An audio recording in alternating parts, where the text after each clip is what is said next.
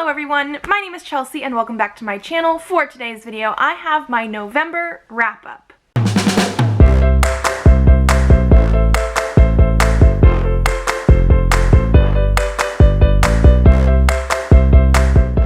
So November was even slumpier than October. This literally was my worst reading month of the year, page number wise, book number wise. However, in saying that, I still did read 10 things. 4 were comic bind-ups and then 6 were actual books. So I'm not like upset with the numbers or anything like that, but I was very slumpy this month compared to the rest of the months of the year. So in the month of November, I did end up reading 10 books with a total of 2,941 pages. 3 of those books were arcs and 7 were physical. 1 was a middle grade, 2 were young adult, and 7 were adult titles. And then for the star ratings, I had 1 3-star, 3 3.5 stars, 1 4-star, and 5 5-star reads. So as always, I will be going from my least favorite book of the month, although it was still a 3-star, so not like a bad book necessarily, moving all the way up to my favorite of the month. So my 1 3-star was actually an arc. It was the arc for The Donut Trap by Julie Tew. This one is supposed to be an adult romance. And one of my biggest issues with this is it just did not give me those romance vibes. I was not feeling any progression between our main character and the guy that she was supposed to be falling in love with. They also mentioned something about an ex-boyfriend coming back, and that does happen. However, I was also assuming it was going to be a little bit more love triangle-y, like will she, won't she, who is she going to be with? And it was not that at all. I will say the things that I did like about this book were how she deals with her family. So her parents were immigrants to this country and they run a donut shop, and after she has graduated college, like she is working there at the donut shop because she doesn't really know what else to do with her life, and so she is sort of trying to figure that out. We have lots of good like talk about the parents coming over as immigrants and like how they're dealing with running their own business and like their expectations for her, that kind of stuff. And so those things I did like. However, I really did think this was going to be more romance heavy, especially since it is published by Avon, and it wasn't. I did win this through a Goodreads giveaway, so I do have my review posted up there as well. So overall, 3 stars. I did keep putting it down and not wanting to pick it back up when I was reading it, so I didn't have as much motivation to get into it, but it was not a bad book by any means. Moving into the 3.5 stars, the first one I have here was also an arc. This is the US cover, but I do now have the UK cover for All the Feels by Olivia Dade. This is the sequel to Spoiler Alert, which I actually read last year. Absolutely loved, 5 out of 5 stars. It was one of my favorite books last year. And this one I just don't think quite lived up to it for me. I have read a couple other Olivia Dade things as well, some of her indie work, and I actually really do like her writing style. I love her characters. I love the fact that every single one that I've read so far has a fat female main character. I love the representation, and this one also has our main guy character of Alex having ADHD. That is one of the things I absolutely loved about this book. I loved how that was portrayed. I think he was actually my favorite character in this book as well. But it was a 3.5 star.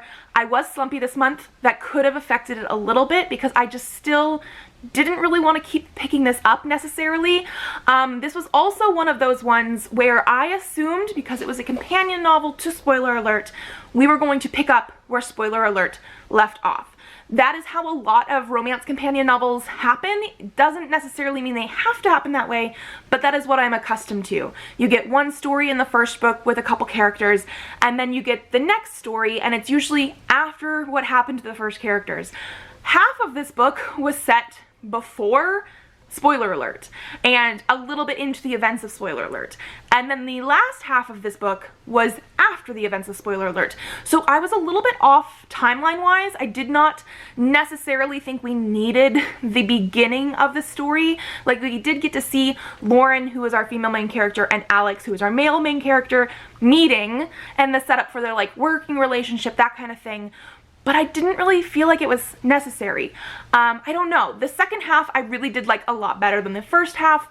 Like I said before, I absolutely loved Alex's character with the ADHD rep. Like, it was so well put in here. Like, I loved his character. 100% loved his character.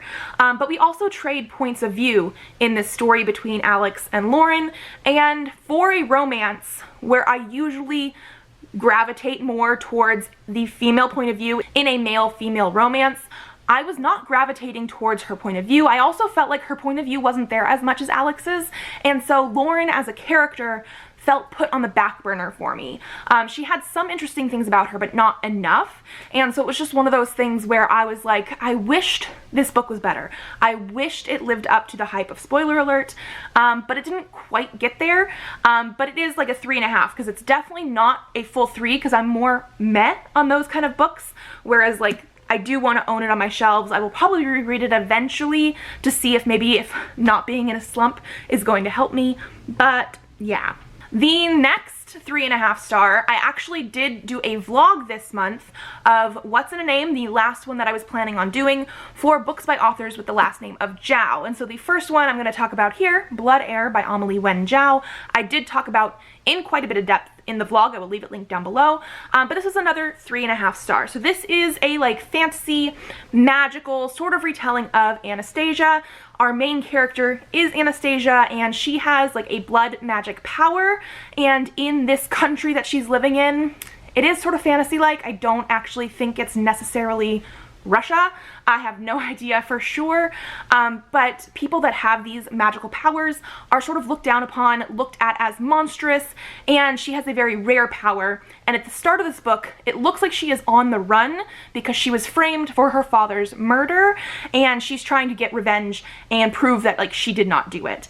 That's where we start off on this. We do have a couple other characters that come in, and this was a 3.5 because I just wasn't entirely too sure where this was going. A lot of the book didn't feel like it had enough urgency to actually fulfill the whole like, I was framed for my father's murder and I want to get revenge type of plot. There were some other characters in here that I didn't really feel connected to anybody. We had lots of blood and death in here, so just be aware of that. This is a very, very dark one, but there were some deaths that like we weren't supposed to care about because they were bad guys, and then there were other deaths that we were supposed to care about and I didn't because I just didn't feel connected to any of the characters. And I think the biggest issue I had with this one is that while it was very quick to read, very easy to get into the writing style and everything, by the time we got to the end of the book, I felt like we could have just wrapped it up. This could have just been a very good, easy standalone, but the last few chapters was just dragging it out more and more because this is a duology, and I don't know necessarily if I want to read it. I might. It's a 3.5. That's where I'm a little bit iffy on like, do I want to continue with another book? The good thing is it is a duology instead of a series, so I only have like one more book left. I don't currently own it yet, but we'll see. I just felt like it could have been wrapped up so much better by the end of the book and we could have just been done. And then my last 3.5 star is another one from that Zhao vlog, and it is The Dragon Warrior by Katie Zhao. So this is a middle grade fantasy book that is set in the modern day like Chinatown in San Francisco. However, there are like Chinese legends and myths and goddesses and that kind of stuff that are real, like in this world where they used to walk among mortals, that kind of thing, and there's like some sort of prophecy about somebody who's going to go and like lead the armies, something like that, and it ends up potentially being our main character. I did really, really love the inclusion of the Chinese myths and legends in here. There were so many of them, and this was a middle grade, so it was explained in an easily accessible way for kids to understand. One of my issues with this was the writing style. Some of it was okay, but then there were other parts that were very abrupt with the sentence structure. It was like short sentences, one after the other. And so I was definitely like, there were parts of this that were harder to read. Like it did not flow as easily as it could have. The journey and like challenges that our main character faced, I felt could have had a little bit more development. Like I wanted more. I wanted as much as the myths and legends were giving us. But then also the ending. So this is another duology.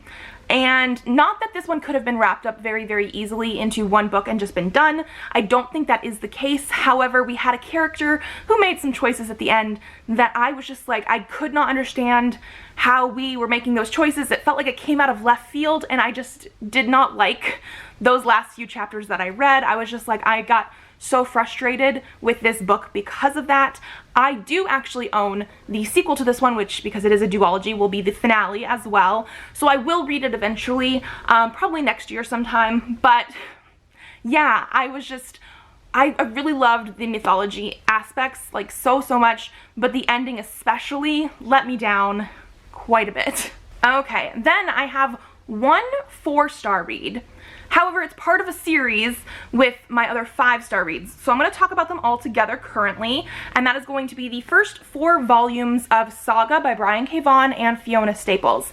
The 4th volume here is the one that I gave 4 stars, and the first 3 volumes I rated like a 5 or a high 4.5. Like, I really liked the first 3. This currently is a reread for me. Ashley from Bookish Realm is doing a read-along right now because issue number 55, I'm pretty sure it is coming out at the end of January after a like 2-year hiatus. And so we're doing a read-along of the entire Saga series right now. We've done 2 live shows so far, one for volume 1 and 2 and one for volumes 3 and 4. I will leave that link down below. I've been having a great time discussing these with all the ladies that have been joining us. So Ashley from Bookish Realm, as well as Isabel from Happy for Now, Bree from Locked Petition, and Erica from The Broken Spine. I will leave everything linked down below so you guys can find them as well as the actual live shows. But we've been discussing lots of things in spoilery detail, and yeah, this is one that I have not read in a while. I think I originally read these 2015 or so. I think the first couple volumes came out around 2012, couple came out like 2013, that kind of thing, and I read them about a year or so after that and have not read them since. So yeah, that's what we were doing. This is one of my favorite comic series. I know a lot of people, even people that don't necessarily read comics, do know about Saga because it gained a ton of popularity when it was coming out. But this is a very adult, very mature series with like sex, drugs, war, tons of stuff in here. But it is a like sci-fi fantasy about this family here who are from opposite sides of this war, and they somehow found each other, fell in love, and had a baby, and now are on the run because they're from opposite sides of the war. And yeah, this is a very dark series, although there are many moments of humor and heartfeltness. I absolutely love it just because of how much stuff there is in here. But like I said, first 3 volumes I absolutely loved. The 4th one, I think, from what I remember, because I have read a little bit further into this series than just volume 4, I think is my least favorite from the ones that I remember, although it is still good. Still a 4 stars, very solid, just not as good for me as the ones that I had previously read. And then we will be doing another live show for the next 2 volumes, volume 5 and volume 6, again on Ashley's channel, and I believe we currently have that scheduled for December 9th. So if you are reading Saga or wanting to read Saga, catch on up with us. They don't take very long to read, and we will be having another spoilery discussion soon. And then another 5-star read that was another arc was Well Matched by Jen DeLuca. This is the 3rd companion novel in the series with Well Met, Well Played, and now Well Matched. I absolutely loved it. 5 out of 5 stars. I read it in one day on November 1st. I thought it had cured my reading slump from October, but no, because some of the other books, again, like I said before earlier, I just didn't really want to keep picking up when I was reading them. And so yeah, but this one, absolutely loved.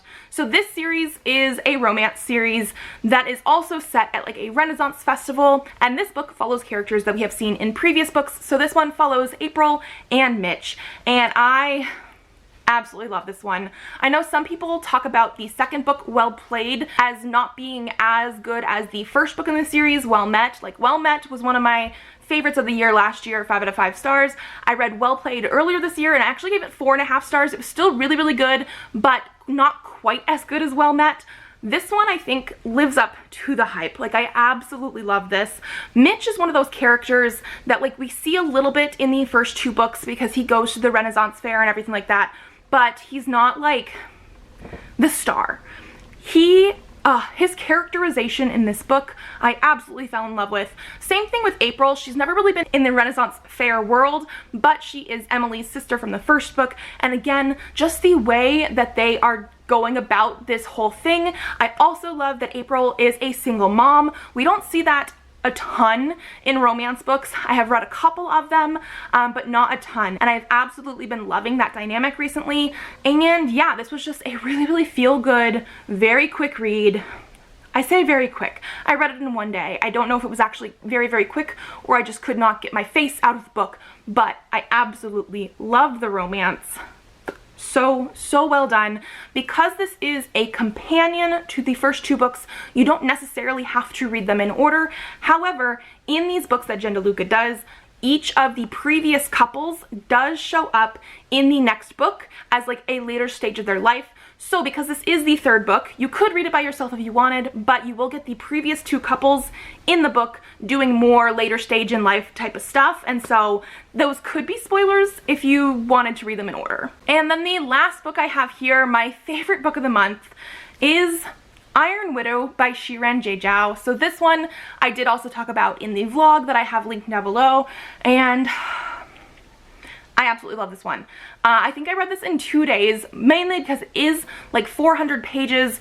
The text, I don't want to say it's necessarily like super small, but I did find myself reading this a little bit slower than some of the other books that I have read this month. But I absolutely fell in love with this. This is a good mix of like character focused and plot focused. And this is a sci-fi compared to some of the fantasies I've read this month. And it is very interesting because this is like a mecha sci-fi. We definitely have like the robots that people go in to pilot and they're like fighting an alien species. But we have Chinese historical figures that we're not really necessarily learning like the history of them, but they are Chinese historical figures put into this like futuristic sci-fi setting. I absolutely loved it. This is basically telling the story, again, a sci-fi story of Zetian, who is the like only female emperor of China, and I absolutely loved it. This was so unique, especially because we have those mechas, but the way that the piloting system works, like I did not know what to expect going in, but the way the story was told was absolutely beautiful. There were so many cool aspects to this that are just, I felt like so unique. I had never seen them before. And yeah, this is a story about her going in to help pilot these mechas. Not necessarily drafted, she decided she wanted to go do this, but this is also a society that is very sexist. The women are looked down upon, they can't use technology, that kind of thing, and even in the mechas, the army that are piloting these mechas, more often than not, the women who are piloting them, because you have to have a guy and a girl in one mecha to pilot, they die. And her sister, who decided to go into the army before her, was killed, although she is pretty sure she was murdered before she even got to go pilot the mecha, and she wants to go and take revenge on the guy who killed her. And that is like the beginning of the story. You get into the action right away, like even before page 100. And like I said, very character driven as well. Like I got attached to these characters so much. I absolutely loved it. I could definitely see this being like a TV show as well. I know some people don't like adaptions. It's very hit or miss, but I could just picture this. Like it would be so much fun. I want to reread it again already. Like this was so good. And those were all of the 10 books that I read in November. Like I said, still pretty darn good, even though I felt very slumpy, and technically this was my worst reading month of the entire year. If you guys like this video, give it a thumbs up to let me know. Subscribe to this channel if you'd like to see more videos. I do have videos up Tuesdays and Thursdays, so I will see you then. Bye!